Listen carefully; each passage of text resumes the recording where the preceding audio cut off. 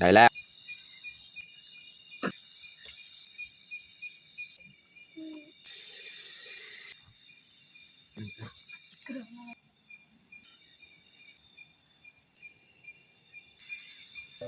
อย่าลืมกดไลค์กดแชร์และกดติดตามเด้อพี่น้อง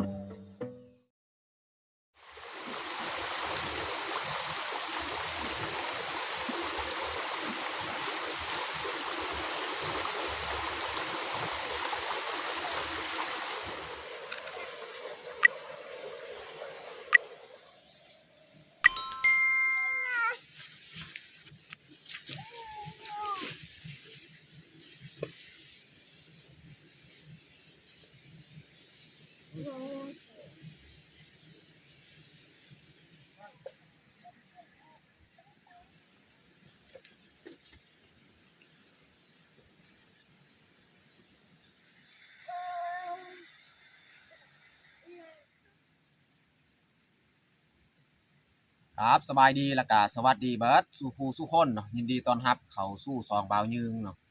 วันนี้ก็พาลูกพาเมียเขามานอนอยู่ให้เนาะเพราะว่าอยู่บ้านก็ด้นและอยู่บ้านตลอดก็เลยลองมานอนอยู่ให้อีกเนาะวันนี้เขาก็อ่ามาแบบสีค่ำๆมานี่ก็หาโมงพี่น้องเนาะแต่ว่าปกติคันเขาไปนอนอยู่ให้นี่แม่นเขาจะมา3-4 โมงแต่ว่ามาเท่านี้นี่สิค่ำๆ5 โมงแล้วแล้วก็จักน้อยเขาก็สิหาฮดพักก่อนเนาะแล้วก็เก็บพืชผักก็เฮ็ดอาหารแรงเลยเนาะสำหรับคืนนี้เนาะโอเคไม่แต่ทุกคนติดตามเบิ่งติดตามชมกับพวกเฮาได้ยาวๆเลย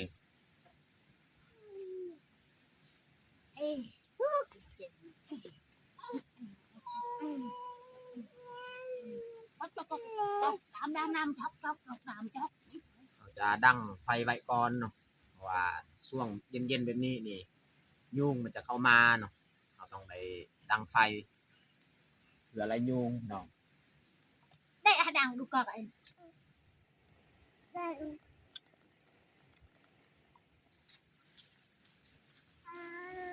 อันนี้เขาสีหุ้งเข้าไว้ก่อนเนาะแล้วจึงไปหด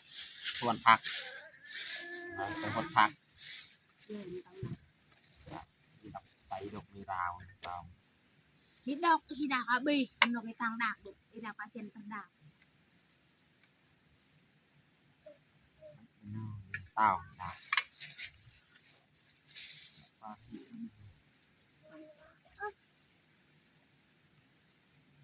ใส่น้ำแล้วก็ค้างไว้เลยอย่างนั้นเข้าอันนี้เขาก็ล้างก่อน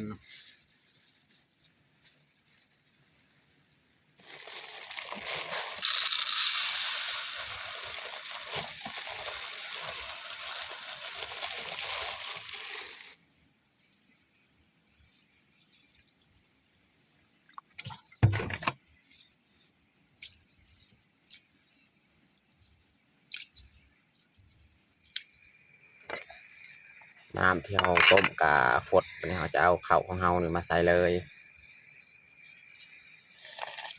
เข่านี่ก็ล้างเรียบร้อยแล้ว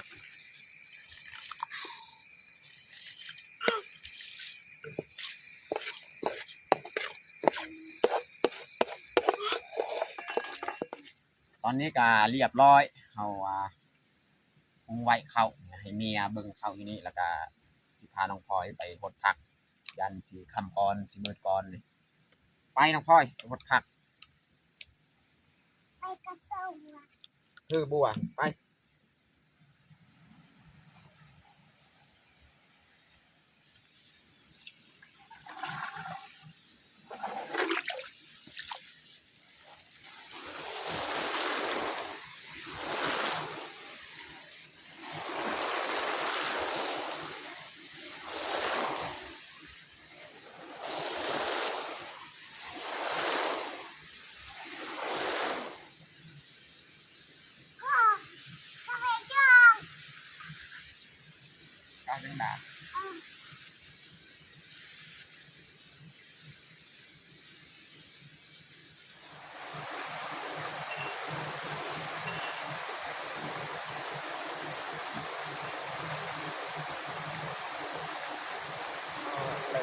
หลั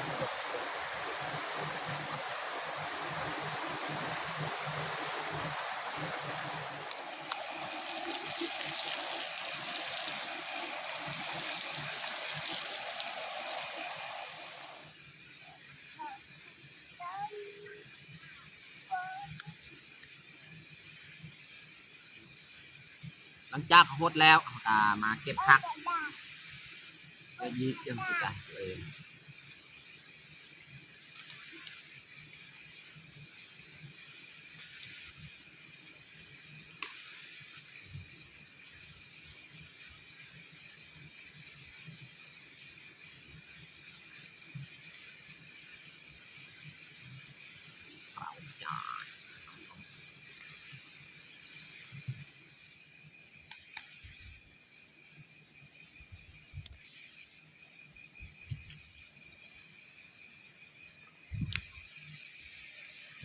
บรรยากาศก็เริ่มมืดแล้วพี่น้องเนาะ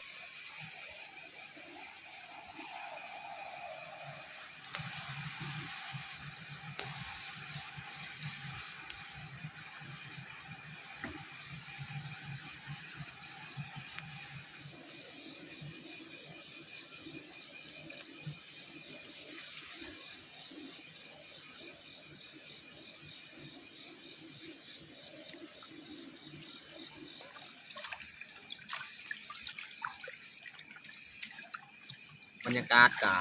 มืดลงนะพี่น้องเนาะเพราะว่าเทื่อนี้นี่เฮามาแต่บ้านไอ้ซาเนาะ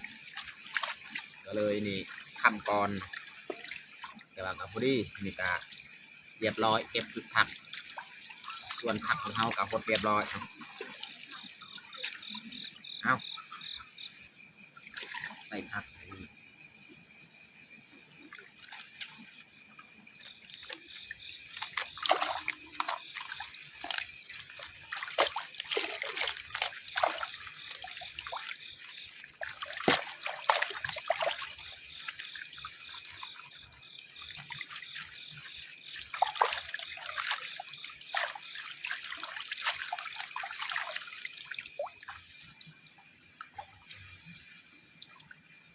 เจ้าอย่าหยิบนะ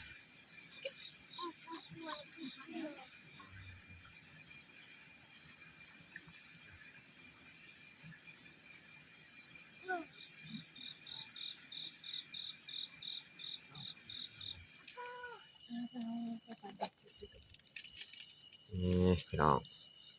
เขาของเฮานี่ก็ไก่สิสุกประมาณ10 ปลายนาทีเขาค้างไว้นี่น่าจะสุกละเอียดดีแล้วน้องดำนี่น้องดำก็มาพี่น้องน้องดำน้องดอมป่ะบรรยากาศกะมืดลงแล้วพี่น้องเนาะ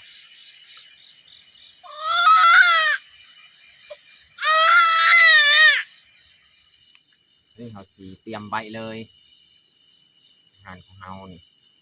ปลาเทาป้งหม้อข้าวอาหารกับสี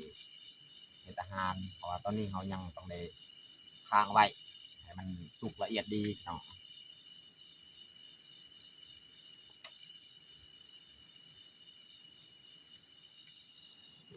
นี่แหละพี่น้องซีนที่พี่น้องแบ่งมาให้นะเป็นซีนสุกและนี่ซีนตัวเยืองนี่เราสิเอาซีนเยืองนี่แหละมาออกเนาะ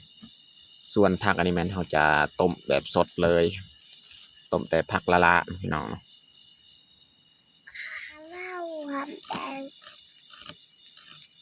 ซอยโพสิไข่พี่น้องซอยกับผ่าแบบนี้เพราะว่ามีดนี่เอาเมื่อบานแล้วนะ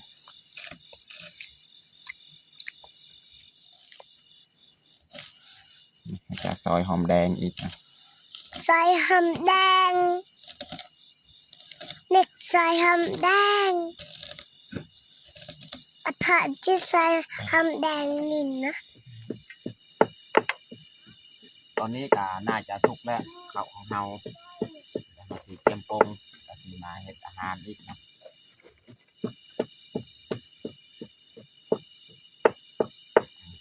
ไว้อยู่นี่แหละ ตัวนี้เขาสีอาหารอีกพี่น้องเนาะโอ้ยดักกระปุกเตะให้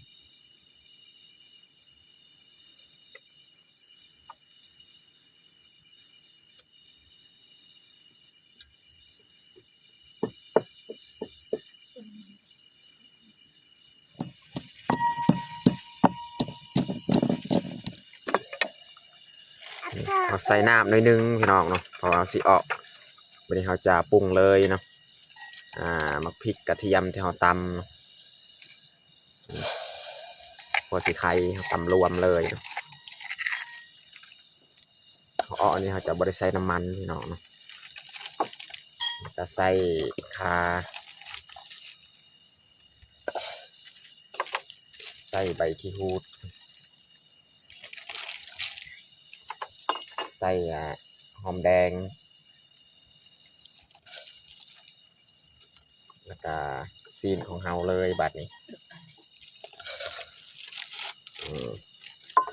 ใส่เกลือเป็นนัวอีกบัดนี้ใส่ผงนัวเอาโคเลบัดนี้แล้วจึงมาอบไว้ออกไว้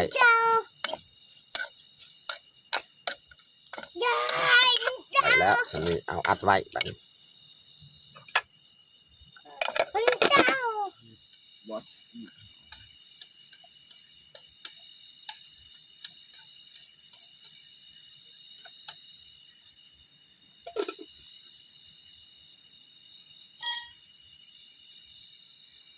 บรรยากาศนี่เย็นสบายพี่น้องยามกลางคืนนี่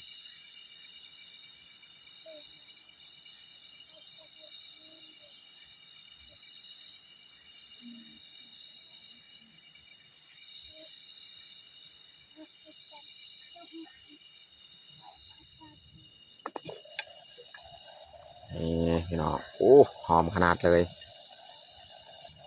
เปาะของเฮานี่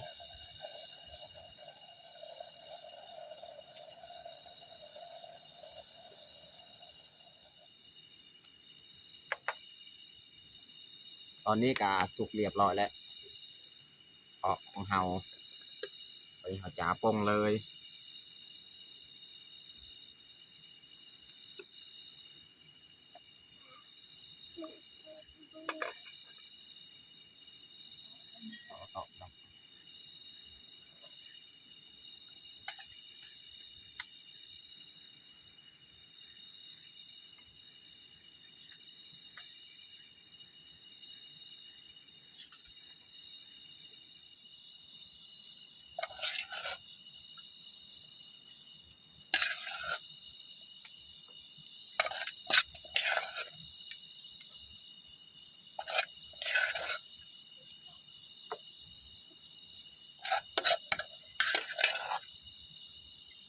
และเปาะของเฮากะประมาณนี้แหละพี่น้อง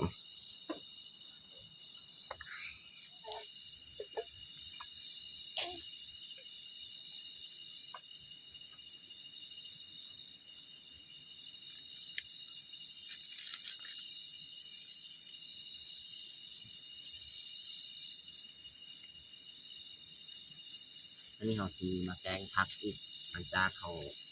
เปาะสีเหลืองแล้วก็มาแกงผักสดอีก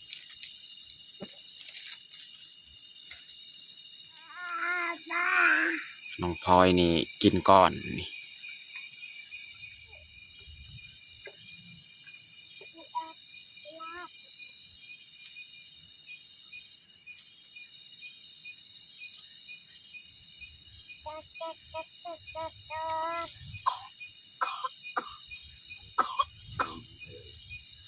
เรียนอัศเวดานี่เพื่อ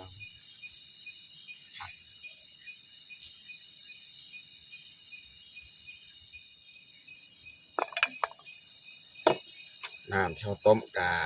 ฟดแล้ววันนี้เขาจะเอาผักของเฮานี่ลงเลย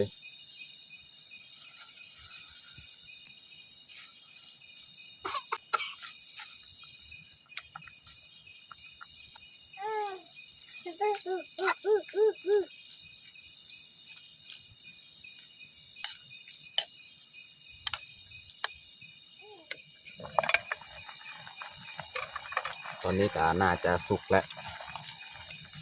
ต้มผักของเรา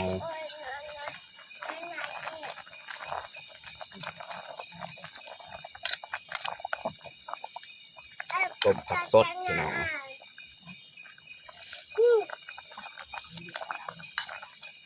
ใส่หอมบัวหอมปอม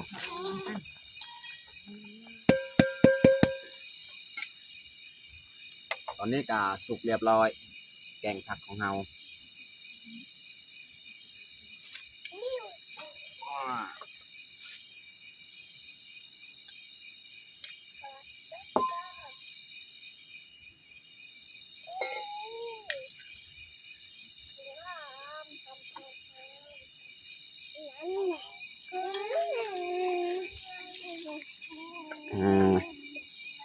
สดน้ำจวดจาดเลยพี่น้อง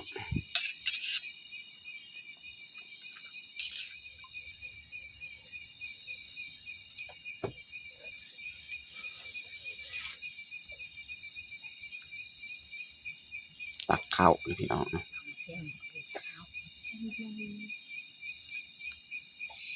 นอกกูดอกกุ้งมาเสียง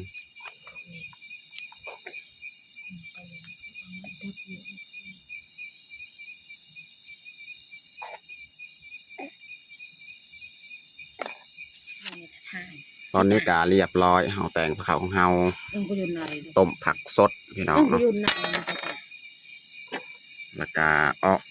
ซีนเยืองพี่น้องแล้วก็ปรุงข้าวเจ้าเนาะสำหรับอาหารแรงอยู่ให้อยู่หน้ากาบัดสำนีนะพี่น้องเนาะตอนนี้กาเรียบร้อยเฮาแต่งข้าวของเฮาวันนี้เฮาจะลงมือกินข้าวแรงเลยเอามาทุกคนมากินข้าวแรงน้ำกันเอาน้องพ่อยเอิญน้องปลามากินข้าวเอามากินข้าวแรงน้ำกันกินข้าวแรงอยู่เที่ยงให้พี่น้องจ้าเอากิน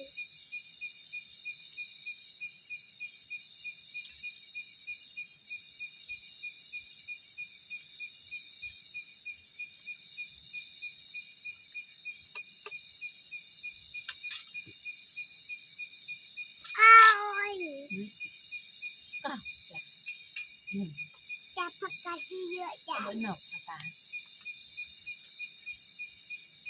จับกันไปบวงใหญ่พี่น้องบวงน้อยจักทายไปใส่2-3 การเหมือน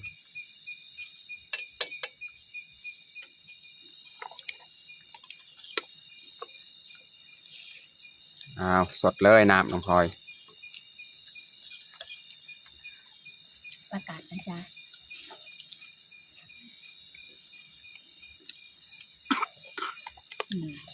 ยุงไม่ดังกินผักน้องพลอย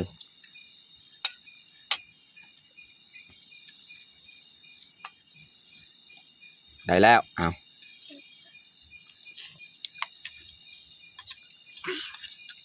อานั่งดีๆนั่งดีๆนั่งแบบนั้นนั่งงาม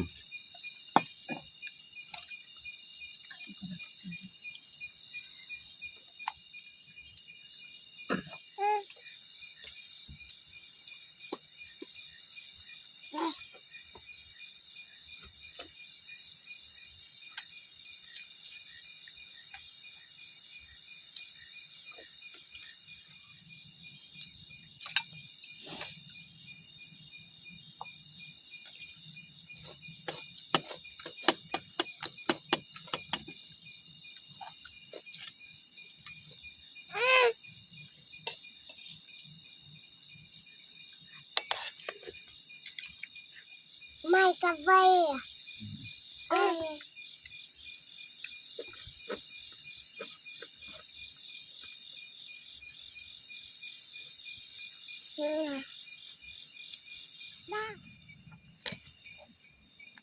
ให้น้องดอมกินข้าวอีกหลังจากเขากินข้าวแล้ว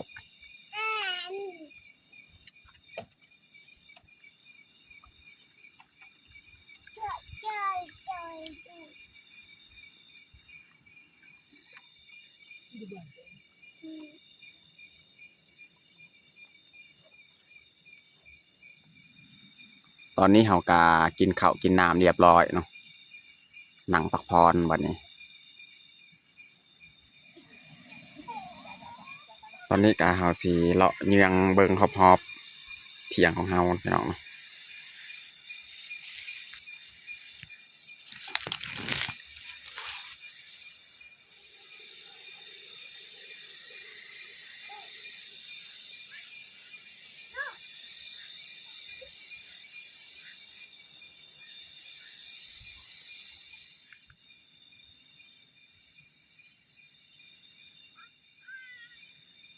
แต่ว่าเอามานอน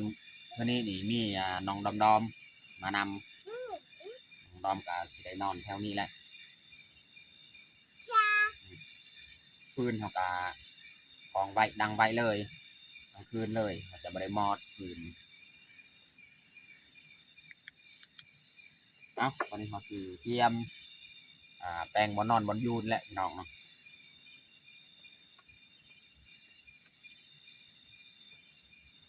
ทางมุ่งน้องพลอย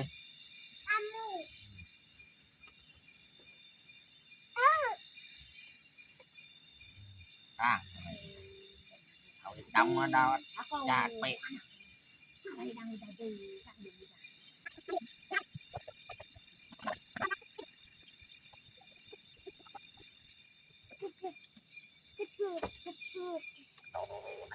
อ้ใต้นอน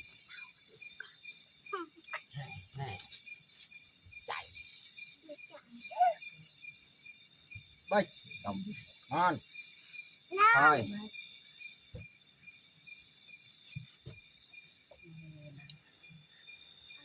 ไปอาจารย์ให้มาใช่จานใด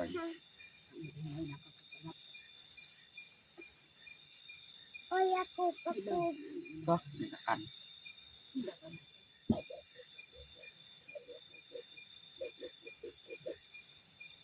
ห้ามโอ้ยกู